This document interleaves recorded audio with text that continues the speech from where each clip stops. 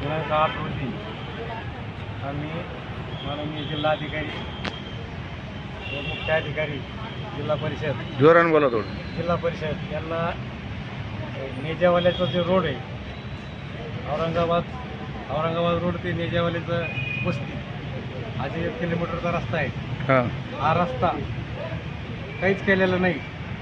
रस्त्याचं कसल्याही प्रकारचं काम न करता सदरील ठेकेदाराने बिल उचलून घेतलेलं आहे. आणि यामध्ये ग्रामसेवक जी आणि व्हिडिओ यांचा मोठा सहभाग आहे.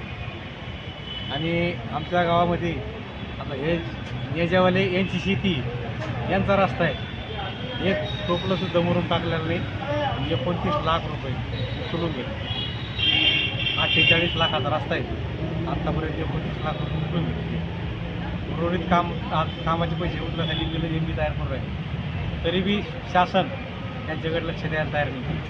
इतका मोठा घोळ आज कातपूर ग्रामपंचायतीमध्ये चालू आहे. आणि या भ्रष्टाचाराला न्याय देण्यासाठी आम्ही भीमशक्तीच्या वतीनं आणि नेजावाले यांच्या शेतकऱ्याच्या वतीनं एक निवेदन आज दिलेलं आहे. येणाऱ्या काळामध्ये येत्या 8 दिवसामध्ये जर शासनाने याकडे लक्ष दिलं नाही तर आम्ही मोठं आंदोलन उभारायची आमची तयारी टप्प्याटप्प्यामध्ये.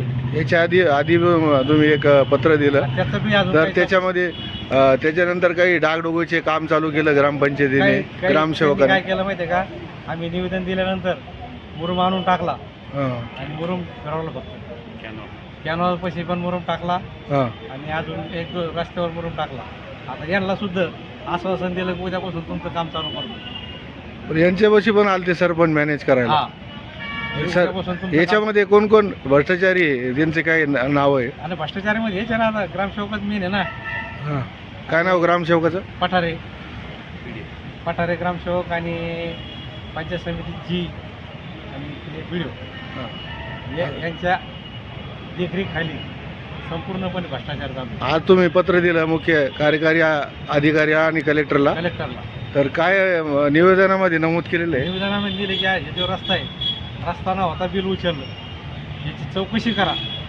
चौकशी करून त्या ठेकेदाराकडून आणि ग्रामपंचायतकडून पैसे वसूल करा.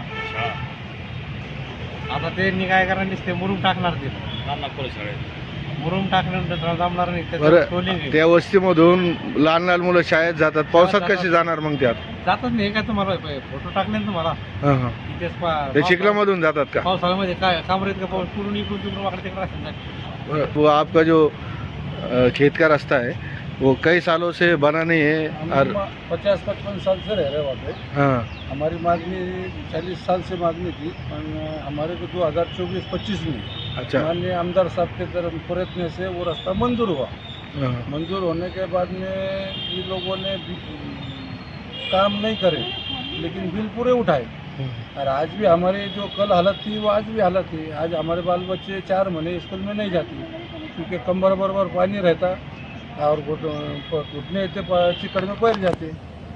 ते आज 4 महीने हमारे बच्चे स्कूल में नहीं जाते. भाजीपाला शेती का माल कुछ भी हमारा मार्केट को नहीं जाता. आता रास्ता कैसा है तुम्हारा? कच्चा चिकड़ का ही है, मट्टी का रास्ता है आज भी चिकड़ में आना जाना. और दूसरी बात का जो थोड़ा बहुत मुरुम डाले हुआ है, तो ये औरंगाबाद पाइपलाइन के पंप हाउस का काम चालू है. उनके गाड़ियाँ फंसना नहीं बोल के उन्होंने 10-5 मुरुम उन्होंने पंप हाउस वालों ने डाले हुए. काम कैसा होना अभी वापिस साइड के ऊपर? जो एस्टिमेट जैसा है वैसा काम होना. कैसा एस्टिमेट? क्या एस्टिमेट? खड़ीकरण का है. अरे उन्होंने करेंगे खड़ीकरण. मुरुम नहीं डाले तो खड़ीकरण का. अभी क्या भूमिका क्या रहेंगी आपकी? अब भूमिका ये है कि अगर हमारे का हमने निवेदन वगैरह दिए है आज, अगर इस पर कार्रवाई नहीं हुई, काम नहीं हुआ, तो हमारी वो अगली उपोषण की तैयारी है. क्या नाम आपका? रहमतुल्लाह हुसैन सैयद.